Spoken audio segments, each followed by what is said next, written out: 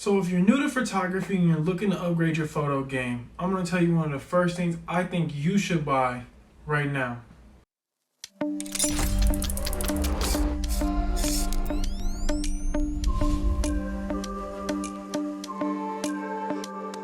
First thing you want to do is start getting yourself some new lenses. A lot of times when you get further into photography, you'll hear people say, upgrading your glass is one of the fastest way to getting better photos. But upgrading your glass is really expensive if you've already looked into this. And one of the first lenses that I think everyone should buy is this buddy right here. The 50mm 1.8 from Canon. And this little lens right here is such a beast. And it's one of the first lenses I've bought and I keep everywhere that I go because it's light, compact, and it's easy to keep in my bag. So for the first few months of me doing photography and shooting photos and things like that, I was actually using kit lenses, which aren't that great. My photos were turning out pretty crappy and I wasn't really sure why they didn't have the look that I would see from other people. And immediately once I upgraded to this 50mm lens, I seen a huge difference in my photography and my photo game just elevated itself just that fast.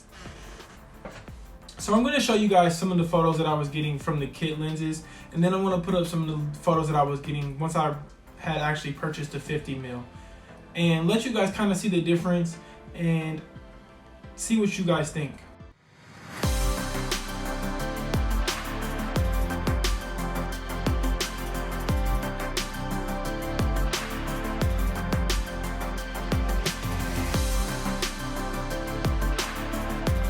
So as you can see, and hopefully you agree, the first picture's not so great, and the second ones were just a little better. And I think that, no, it didn't completely make me a great photographer just by buying this one lens, but I do think it helped a ton. And like I already said earlier, you know, getting better glass is gonna help you be a better photographer. It doesn't make you a great photographer, but it definitely helps. So let's talk about price a little further so I can kind of break down what exactly I mean. And I have it written down here, so sorry if I'm looking down a lot. But first off, when you're looking at the Canon EF 1.8, you're looking at about $125. And if you want to buy the adapter, you're looking at another $25 for Sony. Like I said, Nikon, I'm not sure. But Nikon also offers their own version of this lens for about $180, so do with that what you want. And then you get down to the Sony 50mm and you're looking at about $250. So if you want to get the Canon, you know, plus the adapter for $150, you know, that's an option. Or if you just want to pay the extra $100 and get the actual, you know, Sony native lens, that's fine too. All of those are pretty reasonably priced. Now, let's go to the 35mm where things get a little more expensive. So when you're getting into the 35mm, then you're going to start seeing a pretty big price jump. And for Canon's 35mm f1.8, you're looking at about $450. And that is a pretty big price jump from the 50mm 1.8, which to me gets similar results. And then when you get down to Sony, you're looking at about $550, and then when you go to Nikon, you're actually looking at a pretty reasonable price at $169 for the Nikon f1.8. And if that's what you're looking at and you see some 35mm reviews, I'm not going to really do that because I think some other people have done really good videos about that. You will see that if you're shooting Nikon, $169 is not a bad price. So if you're looking at the 35 and you like the way the 35 turns out for portraits, go ahead and hop on that one if you're a Canon shooter. And I haven't looked into adapters for other cameras as far as that goes, so do with that what you will. So we'll get down to the 85mm, and pretty much right now I'm kind of just going through some of your wide lenses, your portrait style lenses, and you get down to the 85mm for Canon and you're looking at about $269, which is double the price of what you're paying for this guy. And personally, that's not a terrible price, and actually that's probably one of the lenses I'll buy next personally, because I really do like the 85 look for portraits. And it's something I want to add to my bag. But going on to Sony's 85 mil 1.8, you're looking at about $600. Now for me, that's pretty steep price right now. I'm still a relatively newish photographer, and that's not something I really want to sink a whole lot of money into at this point. And going ahead and go look at the Nikon 85 mil f1.8, you're looking at $430. Again, pretty pricey. Don't know if I really want to invest that. I'm not a Nikon shooter, but for you guys who might be, it's something you want to consider. Now, like I've already said, a lot of these camera companies, or some of these third-party companies offer adapters.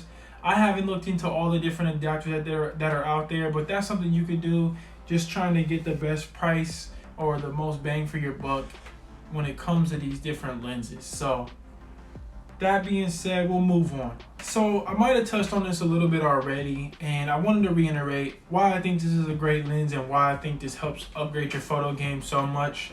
And the reason why I think it really helps is just because when you're doing portraits and you're shooting people, it's really a cheap, easy way to start getting that nice bokeh in the background, or blurred background if you don't know what that is already, and start to really bring your subject away from the background, make it really pop for those real awesome, cool looking portraits that a lot of you guys probably are trying to get to. And this is probably your cheapest option on being able to do that, like we've already went over. So just as a disclaimer, I do want to say that just by buying this one lens isn't going to make you some amazing photographer all of a sudden.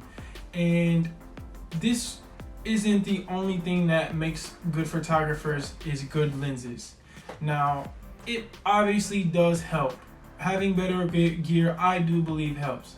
I know a lot of times you hear the cliche answer on YouTube is that upgrading your gear and gear doesn't matter and all of those things, and I think to an extent that is true. But for the most part, buying better gear, having things that give you more options, I do think help.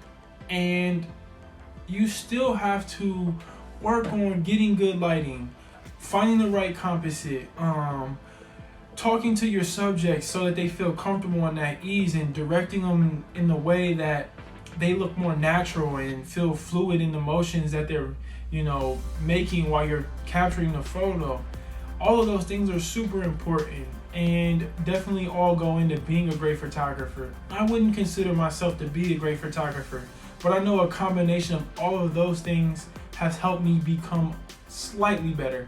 So don't buy this lens thinking you're going to be some amazing photographer just from buying it, or even going out and spending thousands of dollars on the even better lenses that are out there, like the 1.4s and your 70 to 200s that are amazing. All of those things are definitely great, and I think eventually you probably should. If you really want to take this craft serious, you should probably invest in as much gear as you think you really need, and find out what you do and don't need and sell whatever you don't. But ultimately, it's gonna be different for everyone, and this video isn't just for photographers, I did want to say, because some of us who are just doing YouTube videos and stuff like that, this is also a really good lens for them, because this is gonna be a cheap option for you guys to kind of get those blurred background pictures for your thumbnails, and for you to kind of get some depth of field in your videos too. Right now I'm shooting this on my iPhone, and you can kind of see, you can just see everything back there, and it's real in the picture too, which for me doesn't really bother me. But in certain settings, I don't want everything to be in the frame. So anyways, thanks for watching, guys. Really do appreciate it. If you have this lens already, let me know. Comment down below maybe, and let me know what you think of it. Maybe let me know what your favorite of the three that I talked about today are. Personally, like I said, I really like the 85, but I love the 52. So that is it, guys. Give me a like if you did appreciate the video. Definitely sub if you think this channel might bring you value. I plan on doing some similar stuff in the near future. So have a good one, guys. Thanks a lot.